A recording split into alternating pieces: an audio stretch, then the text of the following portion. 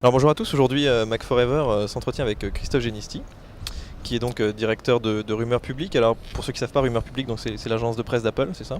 C'est l'agence de relations publiques d'Apple et aussi d'Apple Expo. D'Apple Expo, d'accord. Donc toi tu es un petit peu aujourd'hui le représentant d'Apple sur Apple Expo, on peut dire ça? Non, je suis pas le représentant. Je suis pas le représentant d'Apple sur Apple Expo. Mon agence travaille à la fois pour Apple et pour Apple Expo depuis 7 ans. C'est la 7e édition d'Apple Expo que l'on gère.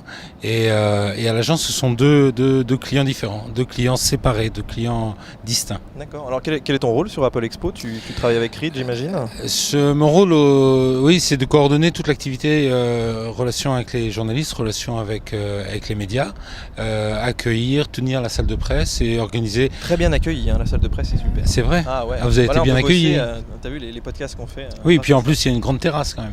Là, on oui. est sur la terrasse de la salle de presse. Exactement, la salle de presse est grande cette année. Donc elle est très grande.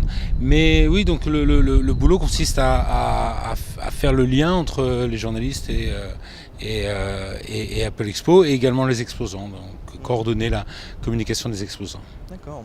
Alors cette année, effectivement, tout le monde l'a remarqué, Apple n'a pas de stand, Apple n'a pas vraiment de présence physique sur Apple Expo.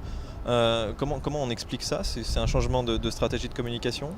C'est une évolution, c'est le changement d'une époque, effectivement.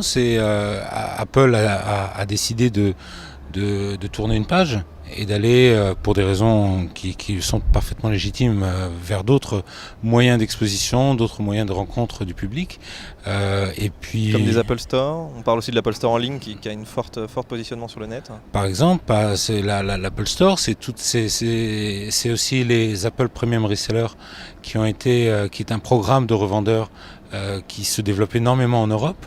Donc c'est une manière un petit peu différente d'adapter son marketing. Voilà, donc mais Apple n'est pas absent. Apple est partout dans Apple Expo et il y a encore une présence d'Apple qui est omniprésente. Tout à fait. Alors c'est vrai qu'il y a eu des expos comme celle de New York que la non-présence d'Apple a finalement poussé à arrêter le salon. Tu penses toi que ça va être la même chose pour Apple Expo, ou que Apple Expo finalement c'est un salon de passionnés, un salon de professionnels, un salon qui peut vraiment survivre à une absence d'Apple? En fait, déjà cette année, il y a eu une évolution dans Apple Expo, dans le positionnement d'Apple Expo. Ça s'appelle Apple Expo Remix. Il y a un focus qui a été fait particulier sur les talents numériques.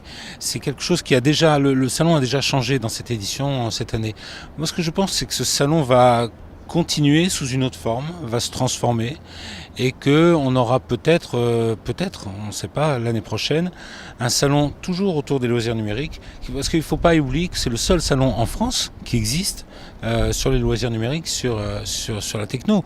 On a connu plein de salons en France, aucun n'a survécu. Apple Expo est toujours le dernier, le seul salon numérique des loisirs numériques. Donc effectivement, je pense que ce serait dommage de l'arrêter comme ça, et je crois que ça va évoluer vers d'autres formes, peut-être même d'autres lieux et d'autres moyens d'expression. D'accord. Alors il y a tout de même quelque chose qui a étonné un petit peu les gens, c'est qu'Apple se retire de ce salon en cours d'année, effectivement, après beaucoup de travail avec l'organisateur. Comment tu l'expliques? C'est une décision assez soudaine, motivé par un... Je sais pas, je pense qu'il y a des agendas qui sont pas forcément les mêmes. Il faudrait poser la question à Apple, c'est à Apple de répondre à cette question. Je crois que il y a une histoire, il y a encore une fois une page qui se tourne, il fallait la tourner et c'est plutôt un succès. Apple Expo est un succès, il y a beaucoup de monde. Aujourd'hui, il bénéficie d'une certaine inertie, parce qu'effectivement, Apple a lancé la machine. Je pense pas qu'on puisse parler d'inertie. À l'heure à laquelle on vit, au moment des nouvelles techno, on sait que l'Internet, tout ça, les choses peuvent se retourner très très rapidement. Donc on peut pas vraiment dire que si Apple Expo fonctionne, c'est parce qu'il y a une espèce d'inertie qui fait que les gens n'étaient pas vraiment au courant, que les gens ne le savaient pas, etc. Non, beaucoup de gens, nous, ne savaient pas qu'Apple n'était pas là cette année, quand on les interroge comme ça. Mais en fait, je pense même que si tu leur demandes, quand ils sortent du salon, si Apple était là, je suis sûr que tu aurais plein de gens qui te diraient Apple est dans ce stand. Oui, c'est ce qu'on nous a répondu un petit peu aussi. Tu vois. Donc en fait, Apple est là.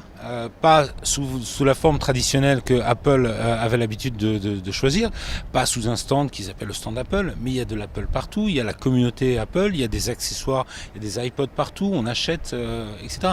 Donc Apple est là d'une manière différente, et c'est ça la force et la puissance de la marque Apple, c'est qu'elle fédère une communauté, et je suis certain que les gens qui sont ici et qui partent du salon se disent que Apple finalement d'une certaine manière était là. Oui, aujourd'hui c'est vrai que c'est un point central en Europe, Apple Expo, il n'y a pas d'autres manifestations équivalentes. Est-ce que tu penses qu'Apple Expo va continuer à s'appeler Apple Expo ? Alors ça, j'en sais rien du tout, mais... C'est une bonne question. Mais comme toutes les autres, c'est une très bonne question.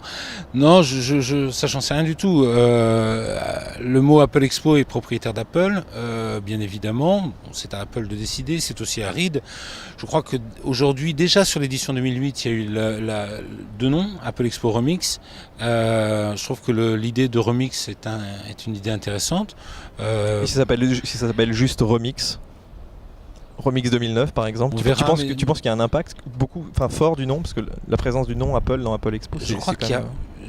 effectivement, je vais pas dire, c'est pas moi qui vais dire que la marque est pas importante et le nom n'est pas important, mais je crois qu'au-delà du nom, au-delà de la marque, il y a une vraie volonté des visiteurs français d'avoir un rendez-vous comme celui-ci.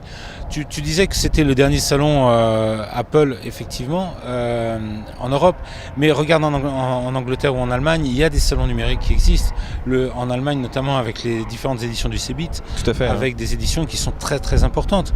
Si Apple Expo demain s'arrête, si ce salon demain s'arrête totalement et qu'il n'y en a pas d'autres, ça manquera considérablement. Donc je crois que... oui, il y a un côté créatif qu'on ne retrouve pas dans beaucoup de salons. Absolument, il y a un côté créatif qu'on ne retrouve unique, pas, il y a des exposants qu'on ne retrouve pas, il y a une espèce d'énergie comme ça qu'on ne retrouve pas ailleurs dans les salons professionnels. On le trouve un peu dans certaines éditions du CeBIT, mais encore le CeBIT en Allemagne, c'est tellement grand, c'est tellement immense, c'est presque déshumanisé. Et donc je crois que ce salon doit vivre, parce que au-delà de ça, il y a un besoin pour avoir ce type de manifestation en France. D'accord. Alors j'ai une dernière question, je ne sais pas si tu pourras me répondre. Je suis sûr qu'elle va être très bonne celle-là. On garde toujours la meilleure pour la fin. C'est vrai. Alors on parle d'une implantation physique d'Apple au Louvre. Est-ce que Apple n'a pas encore communiqué là-dessus Ah si, Apple avait, si ma mémoire est bonne, au mois d'avril-mai, confirmé qu'il y aurait un Apple Store au Carrousel du Louvre. D'accord. Et on a une petite idée de la date d'ouverture à la fin de l'année peut-être début de l'année prochaine, tu sais pas? Aucune idée, je peux pas répondre. Toi, tu penses que c'est une bonne stratégie de s'implanter comme ça physiquement Est-ce que tu es allé à New York? Est-ce que tu es allé à Londres? Je suis allé à New York, oui, tout à fait. Est-ce que tu as vu les... Moi j'ai adoré les Apple Expo, les Apple Store. Celui de la 5e avenue est magnifique. Magnifique, il est magnifique, ce grand cube de verre, splendide. Tu descends à l'intérieur. C'est celui de Regent Street à Londres qui est magnifique, qui est l'un des plus grands. C'est une très belle vitrine pour Apple en tout cas. Ah oui, puis c'est pas que une vitrine pour Apple, parce que tu sais, tu l'as noté, que tu n'achètes pas que de l'Apple. Tu achètes des produits qui sont dans l'environnement... Surtout depuis l'iPod, il y a beaucoup oui, de... c'est ça, mais même tu peux acheter des imprimantes. Tu as des scanners, tu as des tableaux graphiques, tu as des logiciels, tu as des casques, tu as des micros de la marque Sennheiser. Tu as très bonne marque d'ailleurs, très très bonne marque. Tu as des actions Sennheiser Non, j'ai pas d'actions Sennheiser, mais je trouve que c'est une marque magnifique. Je fais un peu de pilote d'avion. Je prends des cours de pilote d'avion et j'ai un casque Sennheiser et c'est magnifique. Ah, le compensateur de bruit là. Voilà, c'est extraordinaire. Et donc c'est plus qu'un magasin dans lequel on achète de l'Apple. On achète une expérience et qui est une expérience portée par la marque Apple, mais ça va bien au-delà. D'accord. Donc je pense que de là à dire que est-ce que c'est une bonne stratégie, mais c'est un petit peu dans l'optique où c'est vrai qu'en France on a un certain nombre de revendeurs, ils voient l'arrivée d'Apple, ils savent pas trop comment réagir, est-ce qu'ils les bypassent un petit peu de certains côtés, est-ce que c'est plus pour montrer les produits d'une autre manière? Toi tu le vois comment par rapport aux revendeurs justement? Par rapport aux revendeurs, je pense que les revendeurs gagnent de la puissance de la marque Apple. Il y a tout un programme dont je parlais tout à l'heure, qui était le programme des Apple Premium Resellers, qui a été une façon de proposer une expérience encore plus aboutie aux clients de la marque Apple. Il se passe Je pense que c'est une évolution, tout ça évolue très très bien et effectivement il faut pouvoir toucher les clients partout où ils se trouvent. Les revendeurs, je sais pas, là on a vu dans le salon, ils sont, il y a du monde en permanence, il y a énormément d'achats. Les gens sont très demandeurs. Très très demandeurs. Et je crois que les revendeurs sont très contents d'avoir signé sur cette édition parce qu'il y a vraiment beaucoup d'achats. Et on demandera les chiffres à nos amis de RID et vous les à la aurez fin du salon. sans doute. Ok, écoute, on te remercie beaucoup en tout cas pour cette merci, petite interview. merci. Et puis on l'espère à l'année prochaine alors. Eh bien on l'espère, mais c'est sûr. On se verra l'année prochaine. L'année prochaine, c'est sûr. Voilà, merci beaucoup Christophe.